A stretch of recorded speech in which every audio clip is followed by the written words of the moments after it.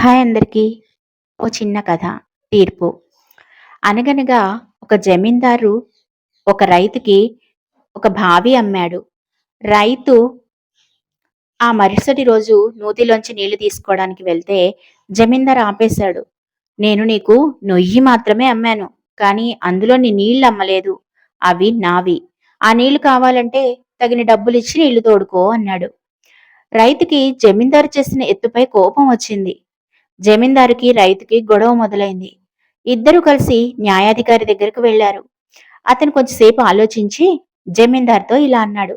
సరే, నువ్వు నొయ్యి అమ్మావు కదా, నీళ్లు అమ్మలేదు. కాబట్టి నీళ్లపై ఖచ్చితంగా నీకే హక్కు ఉంటుంది అని అన్నాడు న్యాయాధికారి. తనే గెలిచాను అన్నట్లుగా పొంగిపోయాడు జమీందారు. అయ్యో, ఇదేం న్యాయం అంటూ వాపోయాడు రైతు. చూడండి జమీందారు గారు, నీళ్లపై మీకు పూర్తి హక్కుంది నిజమే. కానీ ఆ బావి మాత్రం ఈ రైతుది. అతని బావిలో మీరు మీ నీళ్లనుంచుకోవడం మీ తప్పు. కాబట్టి సాధ్యమైనంత తొందరగా అతని బావిలో నుంచి మీ నీళ్లను మీరు వేరే ఎక్కడికైనా మార్చుకోండి. ఒకవేళ అదే బావిలో మీ నీళ్లుంచాలి అంటే దానికి గాను ఆ రైతుకి మీరు ఎంతో కొంత అద్దె చెల్లించాలి. ఇది నా తీర్పు అని చెప్పాడు న్యాయాధికారి. దాంతో ఆ జమీందార్కి బుద్ధొచ్చింది. బావిలో నుంచి నీళ్లని తోడడం అసాధ్యం.